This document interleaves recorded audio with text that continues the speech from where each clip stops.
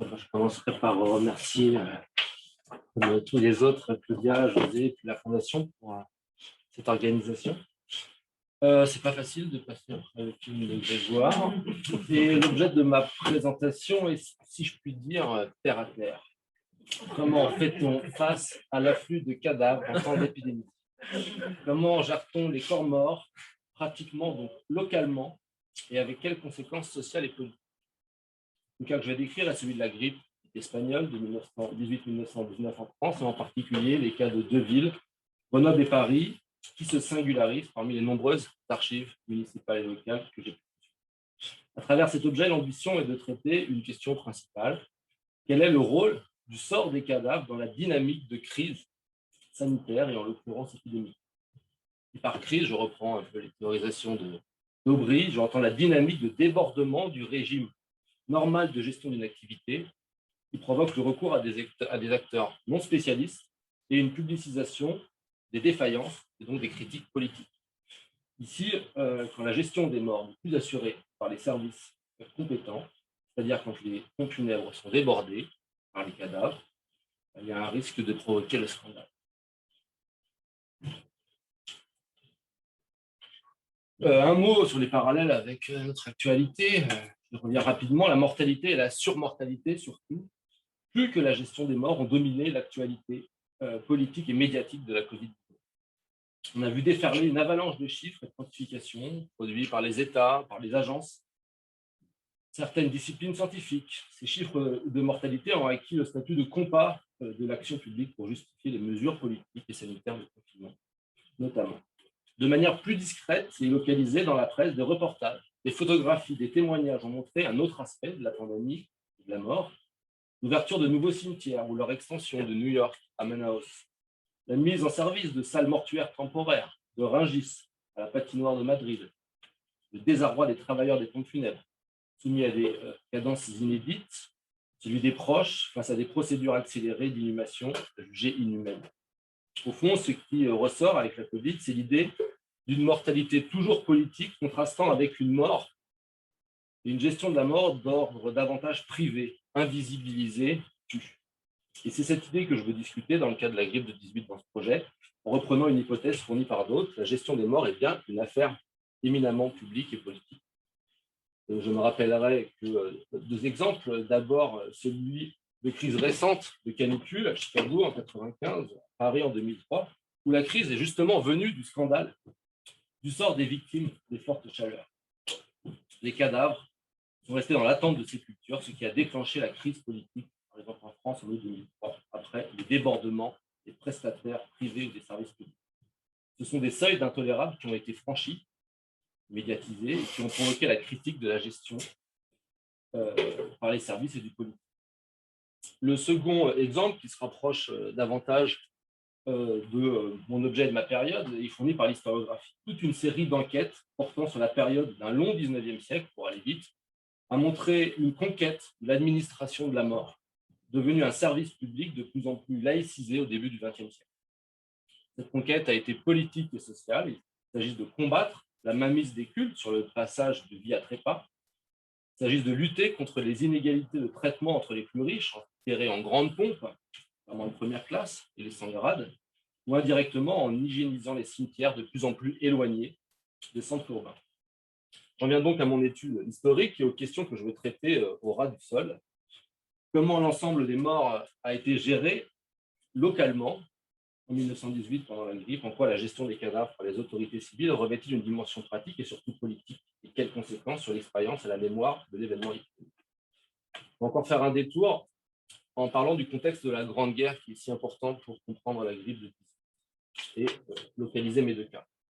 L'épidémie de grippe est détectée dans l'armée française en avril 1918. Elle dure jusqu'au printemps 19 avec un pic de mortalité à l'automne 1918. Cette épidémie se déroule donc entre la reprise des offensives sur le front de l'Ouest et la sortie de guerre.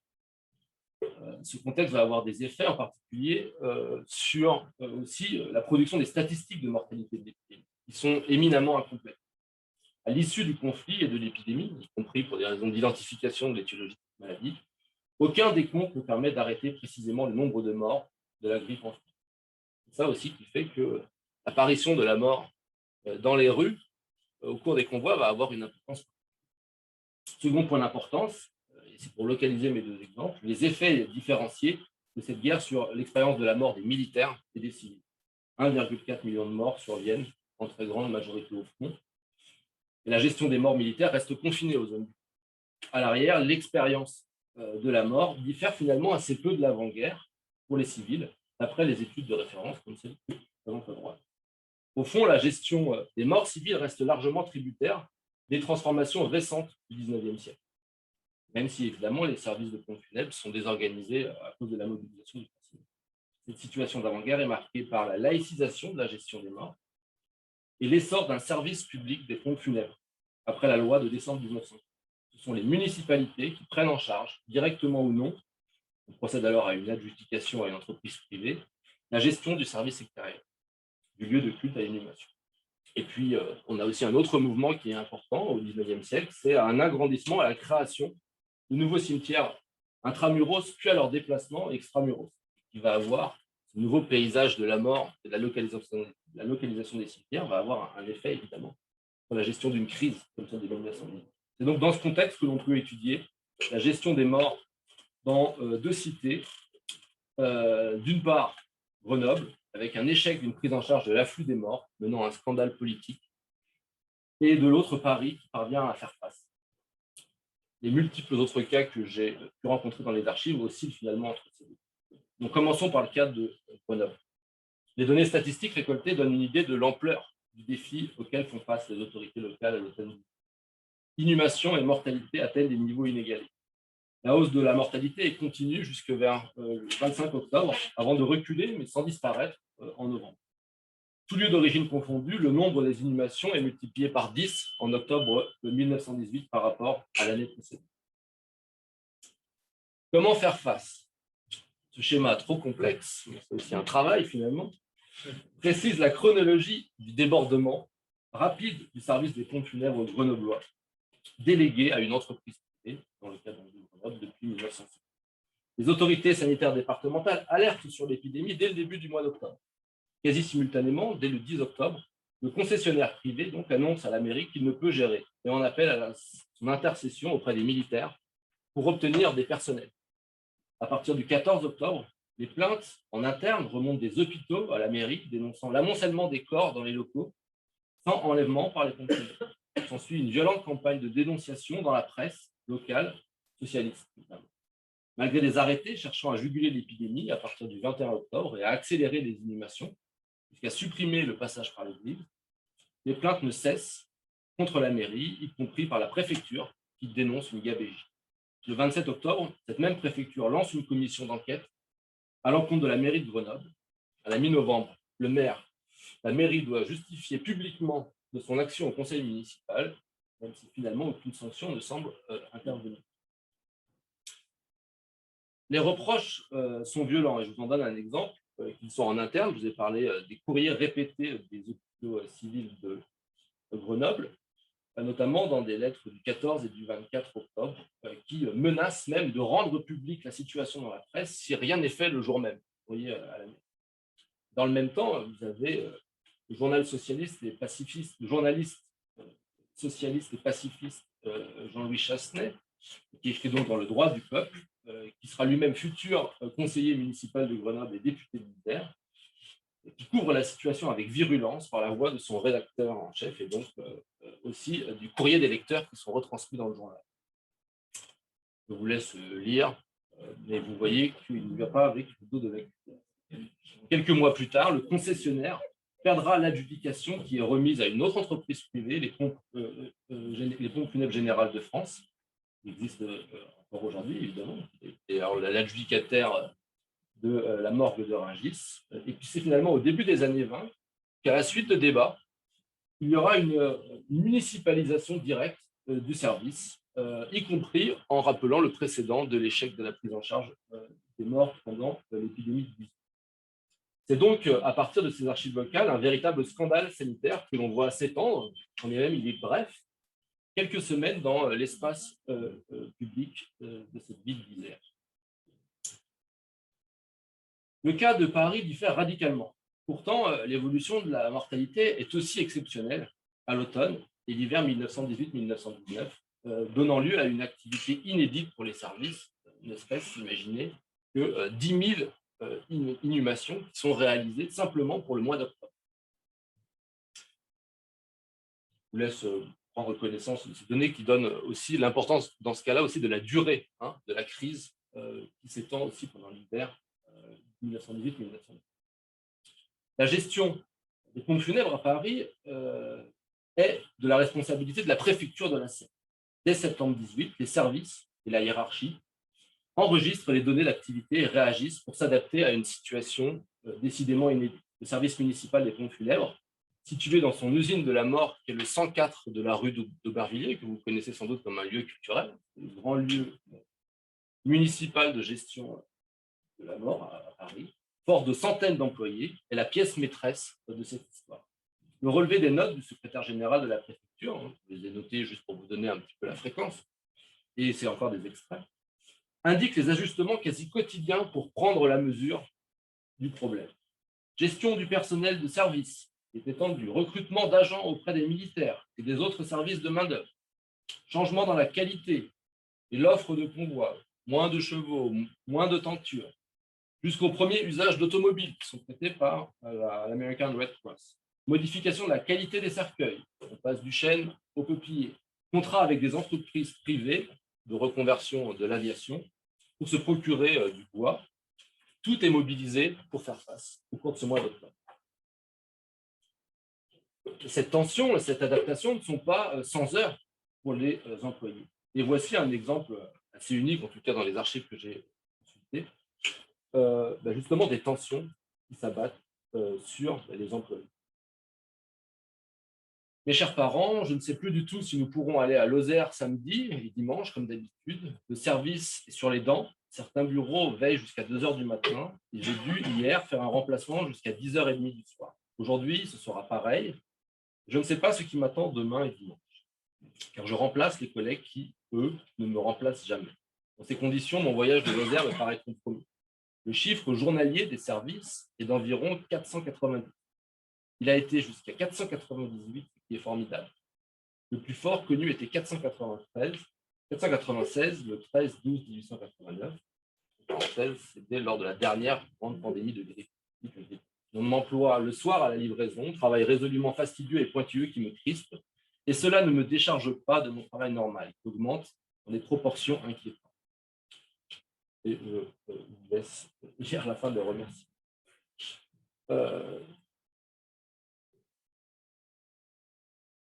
Un autre plan qui me semble important dans cette prise en charge en urgence des morts à Paris, c'est l'importance de la géographie finalement, de la nouvelle géographie des cimetières à Paris. Et donc le recours aux différents cimetières détenus par la ville pour finalement gérer cet afflux constant de décès.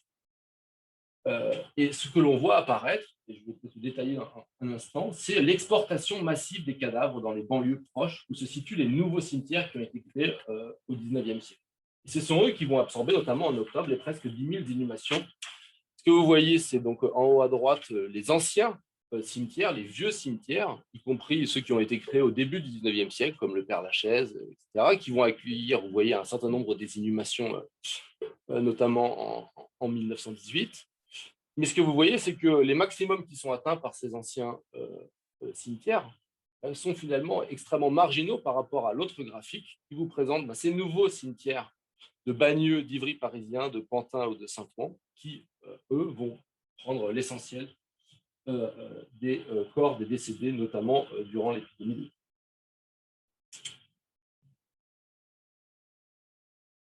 Certes, parmi les plus aisés, là vous avez aussi une carte où on voit justement apparaître cette géographie paysage de la mort à Paris au début du XXe siècle. Certes, parmi les plus aisés, on peut toujours trouver une place dans des caveaux de famille et dans d'autres concessions qu'on dit perpétuelles. C'est le cas que vous avez avec les obsèques de l'un des frères Morane le 23 octobre 1918, et qui donc est enterré avec un face relativement normal, malgré le contexte politique. Mais À mon avis, c'est l'expérience d'une minorité. Et j'en veux pour preuve le récit du conseiller municipal de Clichy, qui me semble plus représentatif de ce qu'on voit aussi dans les statistiques. Non seulement la préfecture parvient à ne pas se faire déborder comme un Grenoble, mais c'est la visibilité même de l'épidémie qui est diluée justement dans cette géographie.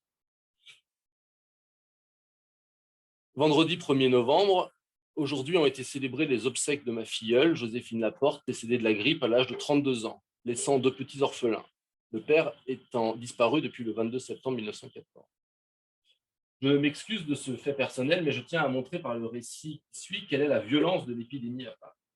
L'enterrement est fixé à 4 heures à la Trinité, l'inhumation au cimetière de Pantin. Le recul, ça fait environ 10 km. Impossible avant, pas de corbillard, pas de porteur.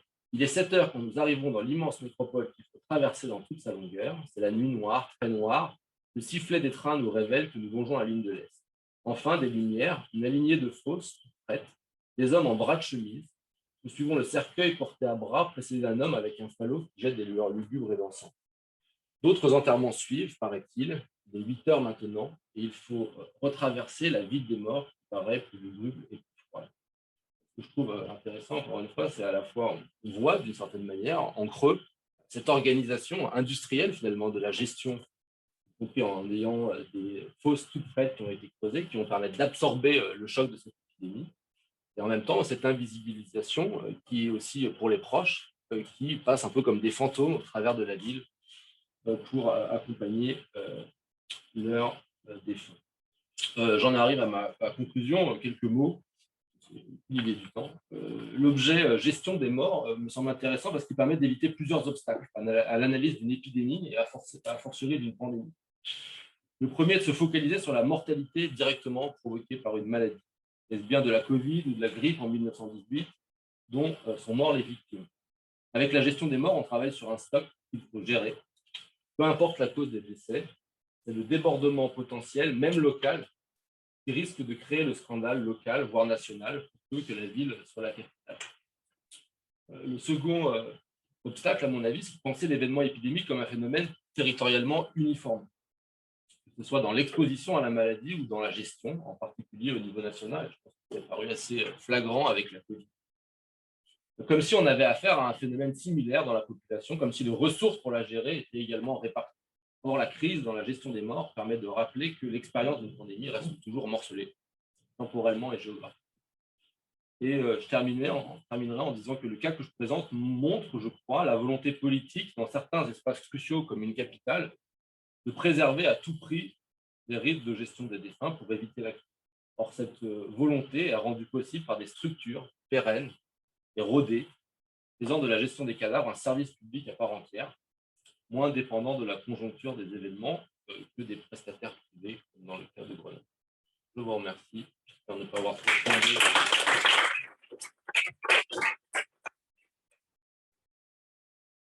Et je me suis dit seul. Oui, non, il y a Aloïs qui est en distance, qui va prendre le relais. Alors, Aloïse, je ne sais pas si vous nous entendez. Oui, très bien. Eh bien, super. Vous allez pouvoir prendre la main, vous allez pouvoir partager votre présentation. Pardon. Alors, j'essaie de mettre la vidéo, mais je ne parviens pas. Alors...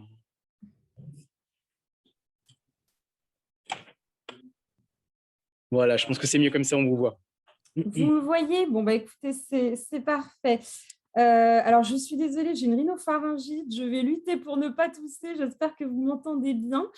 En tout cas, voilà, je suis déçue de ne pas être avec vous aujourd'hui, mais je vous ai suivi depuis ce matin et c'était vraiment passionnant. Donc, voilà, je salue Claudia, José, les collègues et je suis vraiment ravie, en tout cas, de pouvoir au moins vous présenter mes travaux. Donc, pour ceux qui ne me connaissent pas, je m'appelle Aloïse Ken.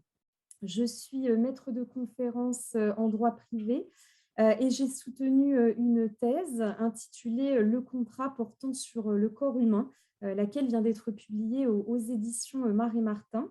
Et dans la lignée de mes travaux, j'ai choisi de traiter ici de la pandémie de Covid-19 et la mort analyse des enjeux juridiques et éthiques du traitement des cadavres durant l'état d'urgence sanitaire. Alors, on peut se demander quel est le statut juridique du cadavre. En fait, le droit opère une distinction entre les personnes et les choses. Et le cadavre étant dépourvu de personnalité juridique, il est nécessairement une chose, mais une chose particulière que l'on pourrait qualifier de sacrée au sens laïque du terme.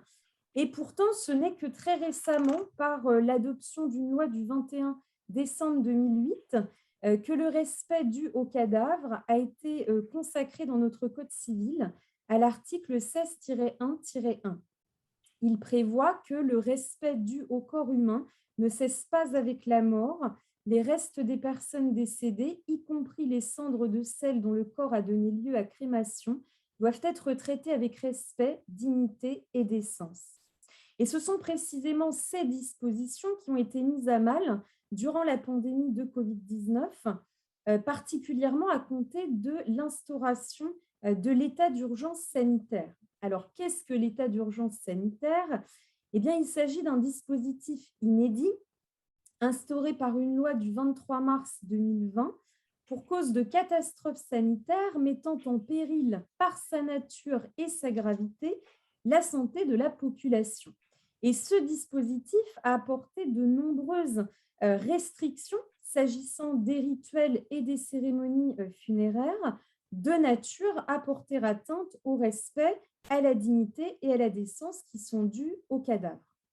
Ce qu'il faut savoir, c'est que le Haut Conseil de la santé publique a été saisi une première fois dès le 3 février 2020 par la Direction générale de la santé aux fins d'émettre des recommandations concernant la conduite à tenir en cas de décès d'un patient infecté par le Covid-19.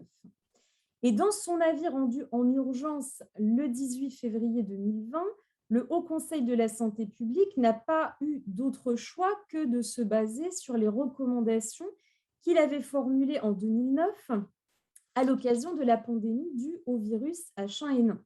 Donc, par conséquent, il a considéré que tout cadavre étant potentiellement contaminant, il fallait recommander la mise en bière immédiate et qu'aucun acte de thanatopraxie ne devait être pratiqué. Le Haut Conseil a cependant opéré un volte-face un mois plus tard, car il a été saisi une nouvelle fois par la Direction générale de la santé le 10 mars 2020 afin de réexaminer les modalités de prise en charge des cadavres. Et cette fois, l'évolution des connaissances, de l'épidémie, du nombre de décès, ainsi que le taux de mortalité qui était beaucoup plus faible par rapport à des infections dues à d'autres coronavirus, ont rendu caduc son avis précédent. Donc, dans son avis rendu le 24 mars 2020, le Haut Conseil a alors pris en compte que les voies de transmission sont réduites, en particulier la voie respiratoire, qui constitue le mode principal de transmission du virus.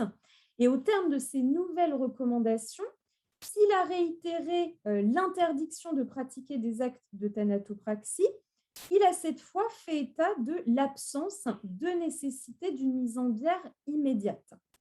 Il a en outre considéré qu'il était capital que les proches puissent se recueillir auprès du défunt et que la toilette mortuaire et la toilette rituelle, le cas échéant, puissent être réalisées.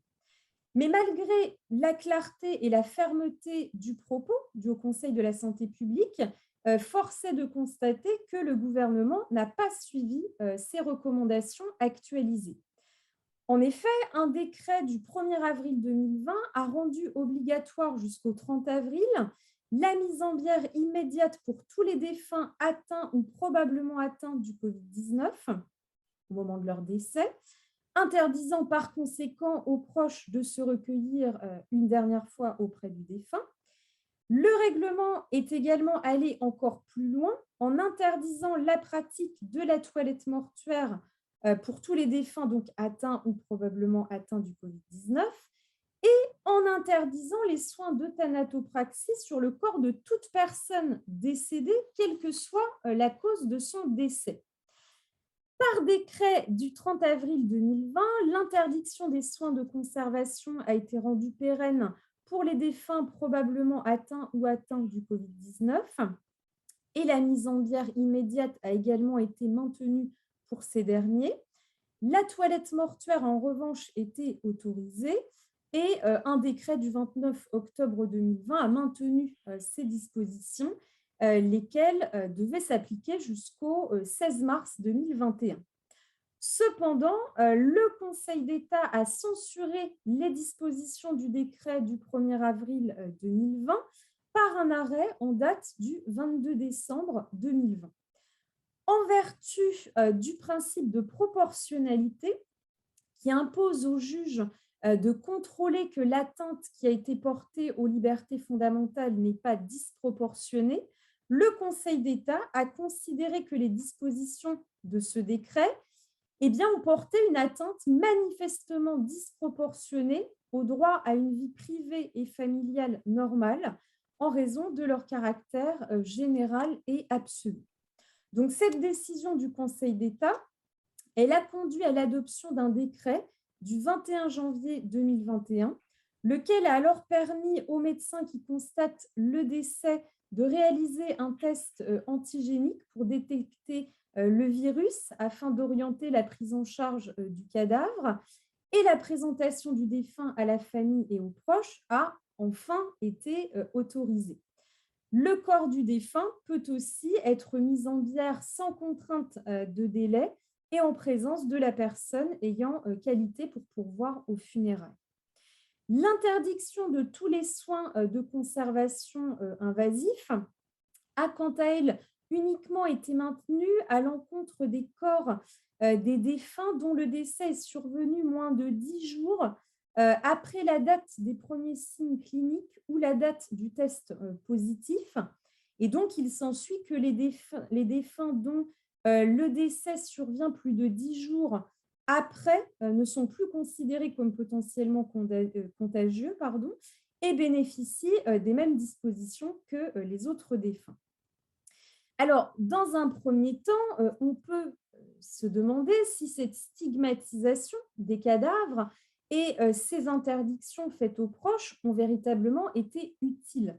En effet, la limitation des libertés fondamentales aurait dû se fonder sur la preuve indiscutable d'une contamination par les cadavres.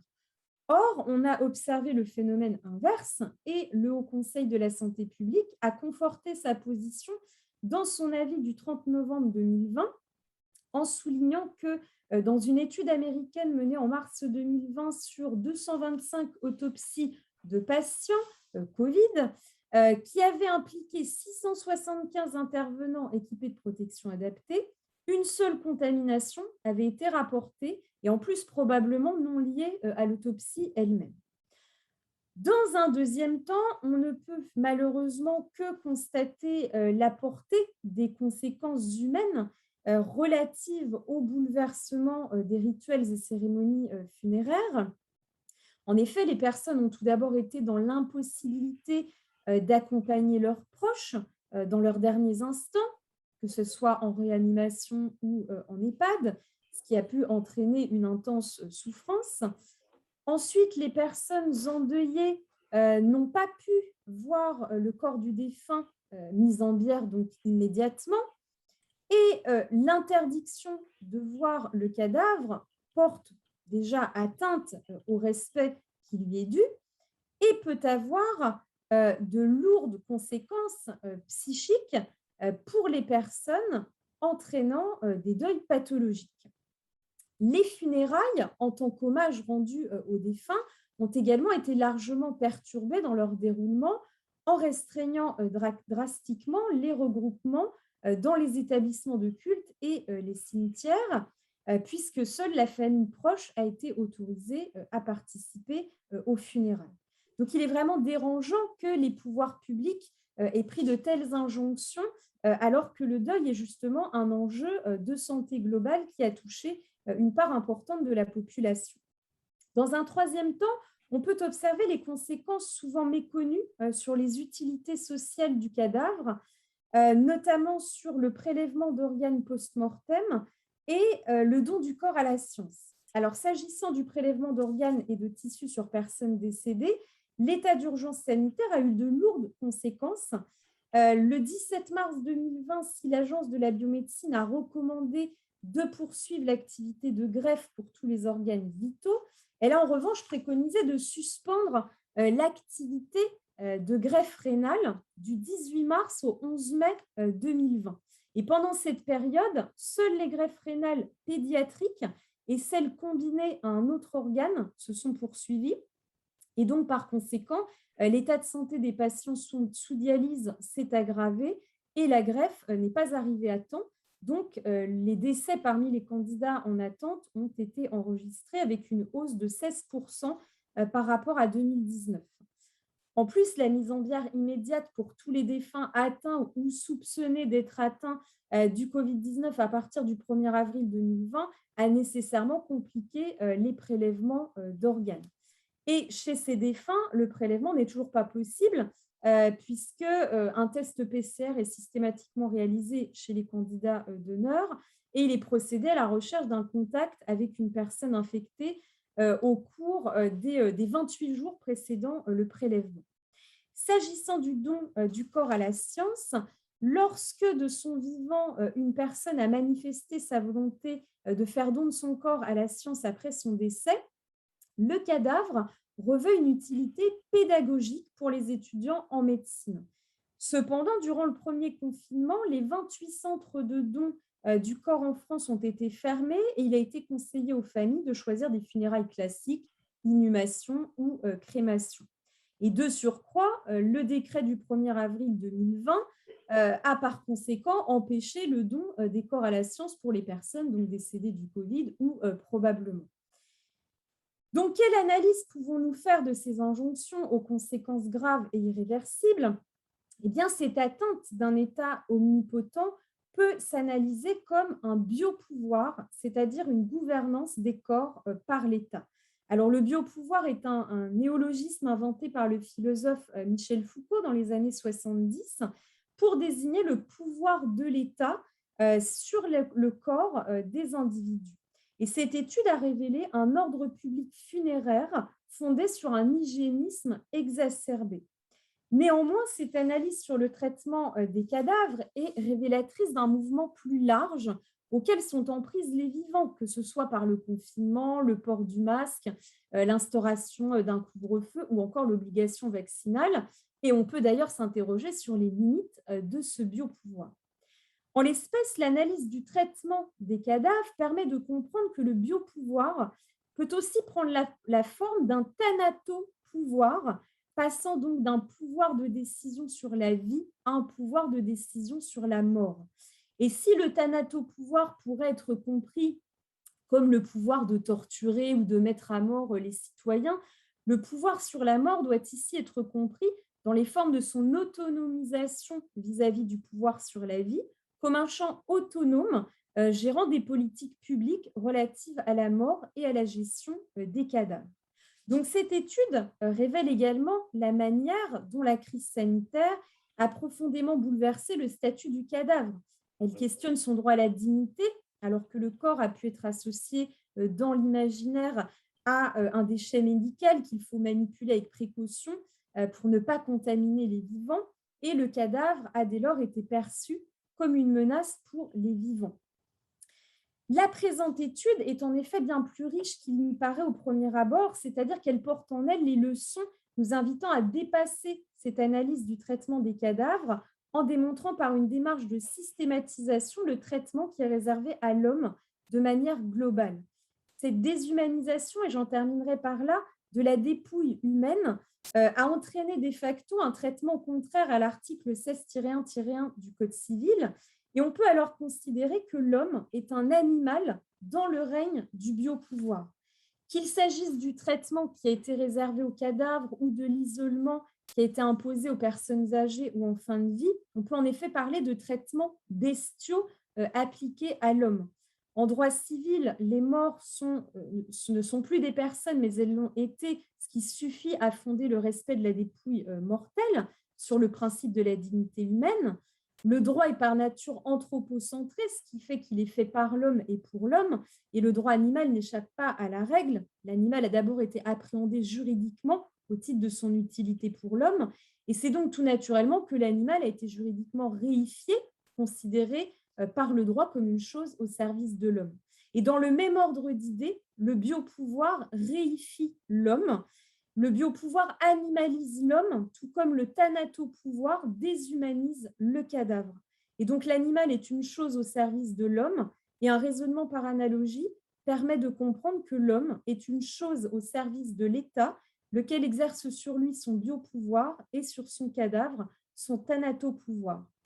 Donc pour conclure, il convient de rappeler qu'il est nécessaire, dans un enjeu d'équilibre, de prendre des dispositions assurant la sécurité sanitaire du collectif, mais aussi de respecter le défunt dans son individualité.